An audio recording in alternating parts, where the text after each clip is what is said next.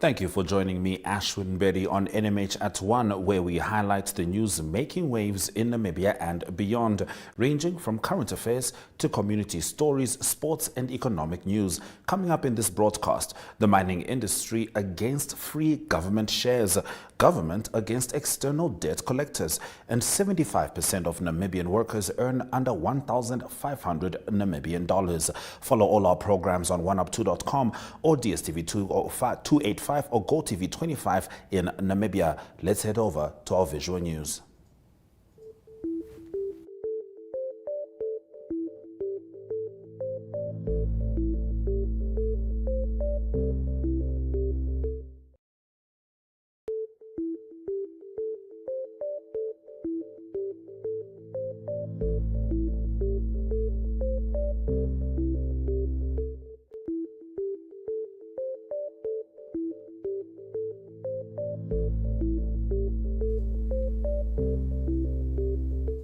But first, some midday news. Ray Sussman, who kicked off her solo 2,500-kilometer walk, is well on her way to Granau. She started walking at 5 a.m. this morning and is about 100 kilometers from Granau. Sussman started her walk on Wednesday from Nordruva and is heading along the B1 to the north. Let's help Ray along the walk, especially with water, her team has requested. Now, as I said, visual news highlights local stories from across Namibia right after the break. Neo Paints has established a 67-year Namibian legacy, creating personalized paint solutions that blend quality and innovation for the Namibian people. We pride ourselves in being a 100% Namibian-owned company, investing in our country and our people by employing and empowering true Namibians. With every brushstroke, Neo Paints commits to our quality guarantee and always delivering a coat of excellence. At Neo Paints, we always stay true to our country. We are as Namibian as you.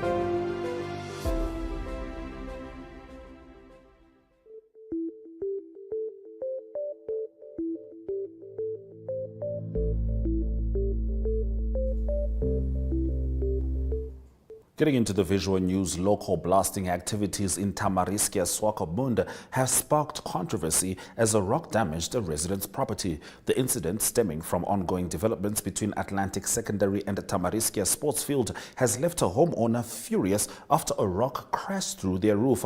Balster Hiskia Iyambo, overseeing the blasting, says that all safety protocols were adhered to, denoting the mishap to unforeseen circumstances. However, the affected property owner insists on accountability, alleging negligence and incompetence. Tensions escalate as the community awaits further developments in this unfolding dispute. Precious Nyitaunapo reports.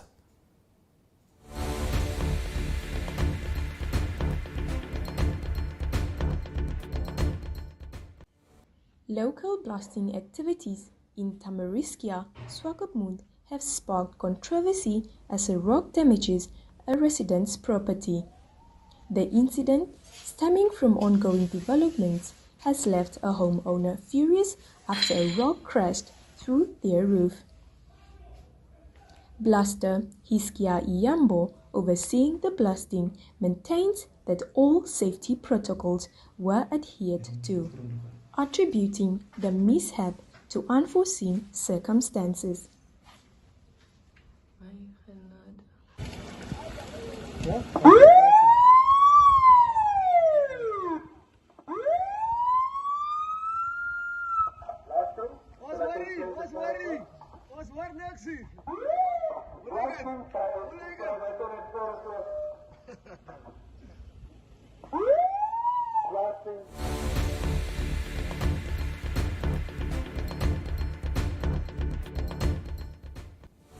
Moving on, Namport CMB Tech, Clean Energy Solutions Namibia and Port of Antwerp Bruges signed an MOU to develop the first ever hydrogen-powered vessel to operate in Namibian waters. Additionally, Namport and the Port of Antwerp Bruges signed an agreement focusing on the development of the North Port of Walvis Bay.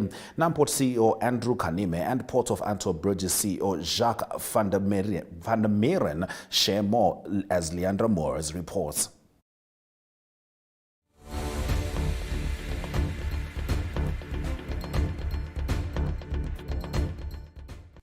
Let me start with the one that was entered into between Namport, Port of Antwerp, Bruges, CMB Tech, and Clean Energy Solutions.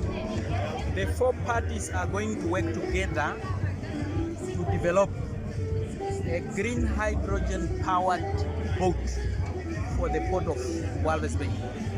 The role that the various parties are actually playing is that Clean Energy will be the source of the fuel. CMB Tech is the source of the technology for the development of the boat. Port of Antwerp and ourselves, in as much as we are actually going to be the user of this particular boat, together with the other two players also, we are going to put resources together to actually make it happen and produce this particular boat. So all parties will collaborate in finding the capital to produce and have that particular boat deployed in the Port of Walvis Bay, and it would then be the first hydrogen-powered boat in Africa, and more specifically the Port of Walvis Bay. That is the one part. The second agreement that was signed between ourselves and the Port of Antwerp Bruges, I indicated that in 2022 we signed an MOU. An MOU is exploratory. It's not very specific.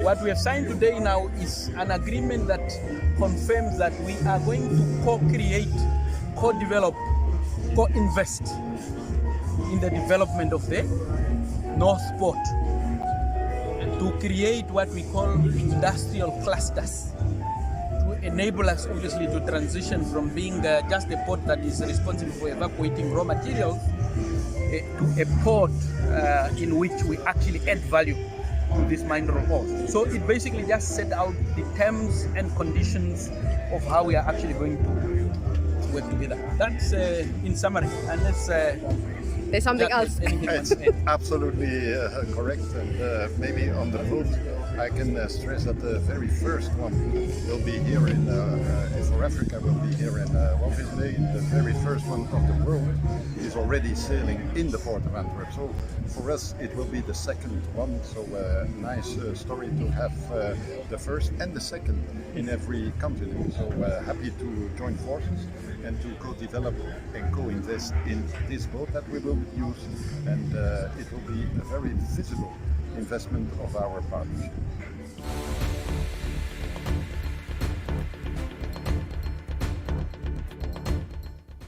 Now, the Electricity Control Board, as part of its corporate social investment initiative, donated textbooks and teachers' guides valued at 189,594 Namibian dollars to John Avaseb Primary School today. Chief Executive Officer of ECB, Robert Kahimise, highlighted the importance of actively contributing towards education. Precious Gitaunapo reports.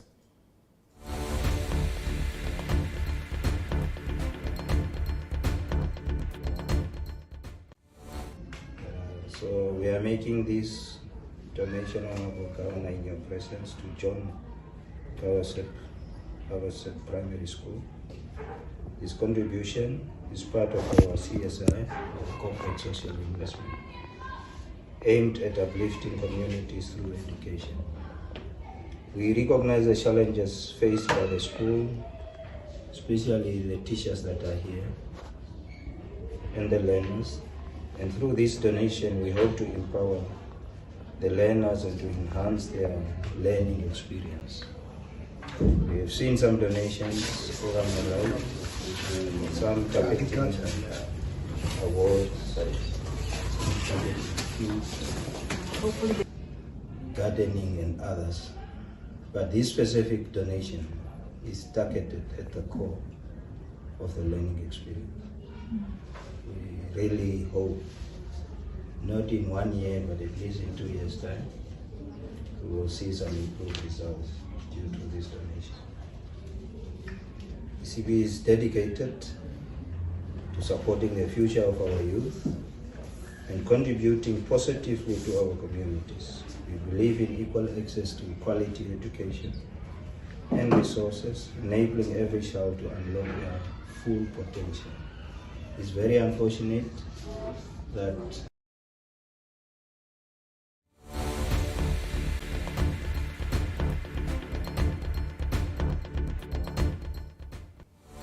Stay with us as Namibian Sun leads us into the newspaper review segment.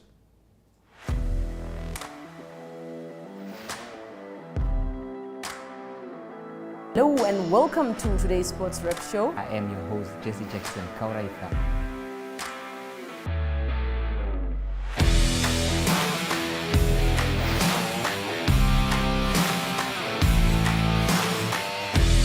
In replay, Namibia, who had won the toss for the first time on this tour.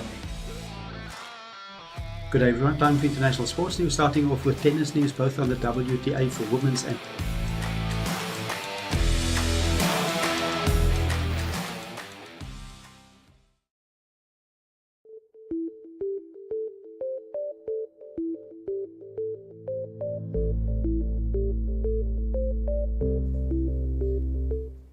Getting into the newspaper review, Namibian Sun reports that the Namibian Revenue Agency's decision to split its finance and corporate affairs portfolio into two is seen as a move to covertly demote its substantive finance boss, Haitenge Nelumbo. In an internal memo sent on 18 April, NAMRA Commissioner Sam Shivute informed employees that the finance and corporate functions will now be realigned and that the two business units will operate separately.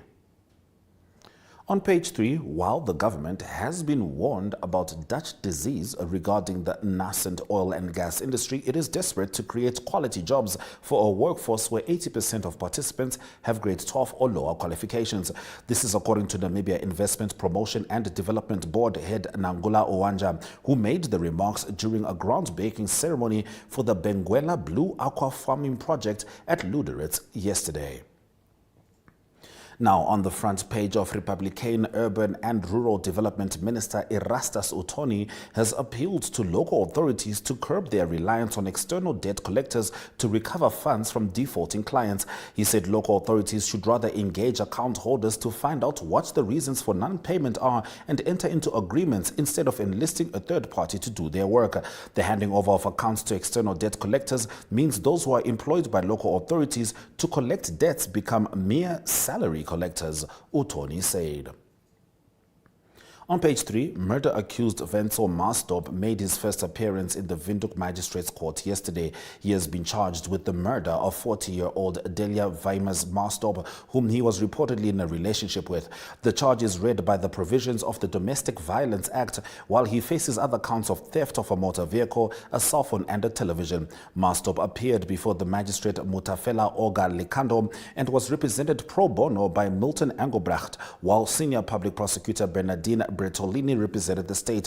He remains in custody at the Klein Windhoek police station, and the matter was postponed until the 21st of August to allow Marsdorp to apply for legal aid.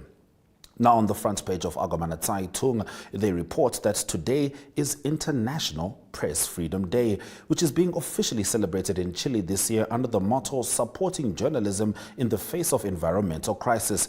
The aim is to help ensure that the public always has access to all information with a focus on climate change and its consequences. To achieve this, governments are encouraged to create a safe environment for journalists to do their work without risk. However, 2 days earlier, it was not only surprising but indeed extremely worrying to see a direct attack by the African Energy Chamber on the local newspaper, The Namibian.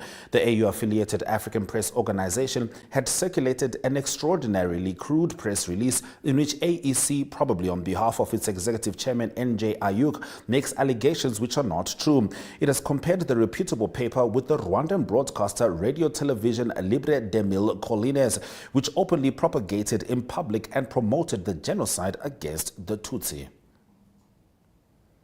On page 3, the National Road Safety Council has spent a total of 1.1 million Namibian dollars for corridor management facilities in Namibia. This includes 500,000 Namibian dollars for the Trans-Kalahari Corridor, said NRSC chairperson Elifas Saba at the TKC Secretariat Gala dinner held in Swakopmund as part of the celebrations for the 20th anniversary of the Secretariat took place. You are still with NMH at 1. We continue with news stories from the Namibian newspaper after the break. Hi Sonia. Hi Tufeni.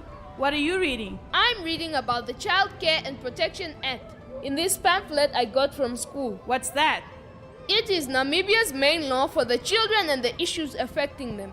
The act classifies here that a child is anyone under the age of 18 years. Check out some of the rights meant to protect you. For more information, contact the Children's Advocate. For more information, contact the Children's Advocate Namibia in the Office of the Ombudsman on 061 20 73 111. Send us an SMS on 20401. SMS costs 40 cents. You can also send us a message via our Facebook page. Remember, the services of the Children's Advocate are free of charge.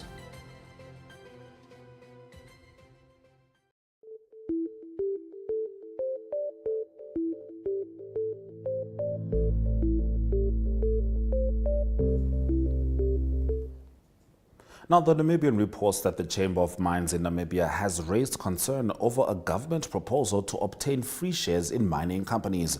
The idea is known in the extractive sector as mandatory free carry shareholding.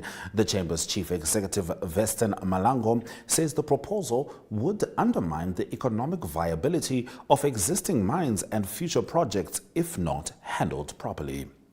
On page 3, Namibia and Belgium have committed to working together to drive the establishment of a green hydrogen hub set to improve trade relations between the two countries. During a visit to the green hydrogen plant at Walvis Bay yesterday, President Nangolo Mbumba told Belgian King Felipe that Namibia's green hydrogen vision, as pioneered by the late President Hage Geingob, is no longer just a dream. The two leaders inaugurated the $3 billion Namibian dollar green hydrogen facility, which is just behind June 7. The New Era's lead story reports that as the world commemorated Workers' Day on Wednesday, labor experts agree that Namibia's wait-and-see approach, hoping for a panacea for the country's unemployment woes, the lack of data to make effective decisions, and a laissez-faire approach to finding solutions are to blame for the precarious state of unemployment in the country. The government's available data shows the overwhelming majority of working Namibians do not earn enough to make a dignified living. On page 3, the two houses of Parliament of Namibia, the National Assembly and the National Council, jointly launched their vehicle registration plates on Tuesday. Speaker of the National Assembly, Professor Peter Kashavivi, highlighted that this change not only aligns with the Constitution with other key organs of the state, but also reflects Parliament's commitment and modernization and efficiency. Now, the Market Watch reports that the Namibian financial system, which is made up of the banking as well as the non-banking sectors, as well as payment systems and infrastructure, continued to be stable, sound and resilient throughout 2023. Financial regulators, the Bank of Namibia and Namibia Financial Institutions Supervisory Authority said in a joint statement. This follows the release of the Namibia Financial Stability Report for 2023. Now, J&J is seeking backing for a 200 billion rand deal. More on this in economic news.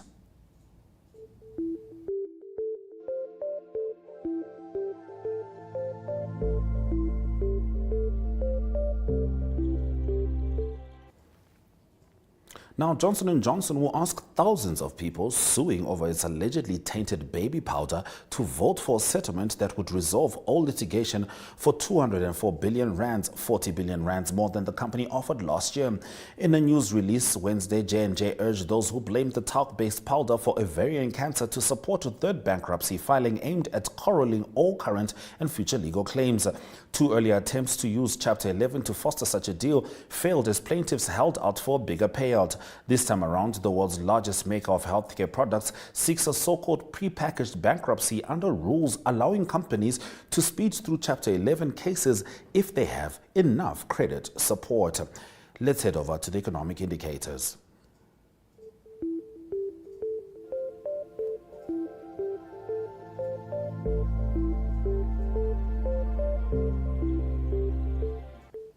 The Namibian dollar trades at 18.52 next to the US dollar. 19.90 Namibian dollars gets you €1 with 23.22, meaning you can get a British pound. First Rand Namibia stock is down minus 0.50%. Namibia Breweries is up plus 0.03%. Brent crude oil and platinum both were in the green, but gold is trading at $2,299.74 US an ounce. Overall index closed down minus 0.05%.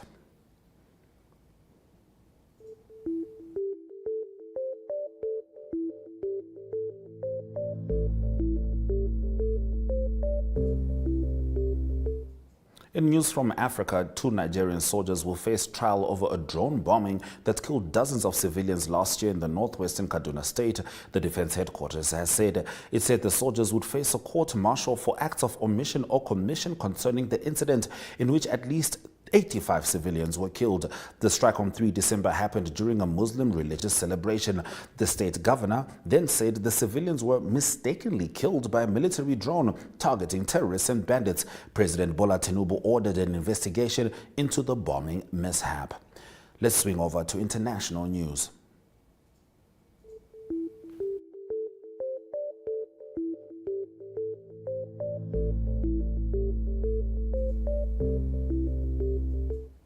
Police forcibly removed scores of defiant pro-Palestinian protesters at several colleges yesterday, including taking down an encampment at UCLA in a jarring scene that underscored the heightened chaos that has erupted at universities this week. In the pre-dawn hours, helmeted police swarmed a tent city set up by University of California in Los Angeles, using flashbangs and riot gear to push through lines of protesters who linked arms in a futile attempt to halt their advance. Los Angeles police said on social media that 210 people were arrested at UCLA and hundreds of arrests were made at other universities overnight and on Thursday. Many of the schools, including Columbia University in New York City, have called in police to quell the protests. Biden broke his silence on the demonstrations yesterday after UCLA raid, saying Americans have the right to protest but not to unleash violence. You are still with NMH at 1. It's time for us to look at the local sport.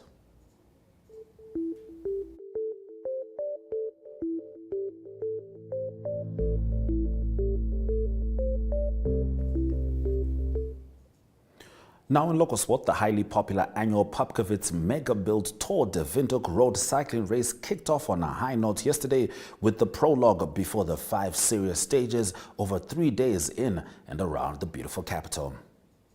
The Namibia Volleyball Federation, in collaboration with Bank Windhoek, is looking forward to hosting the popular Bank Windhoek National Open Beach Volleyball Tournament, which will take place from tomorrow to Sunday at the picturesque Mo Beach in Swakopmund.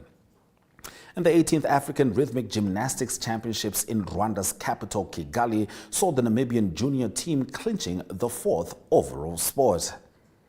And of course, you can catch NAPSO Sports right here on NTV. Let's swing over to international sport.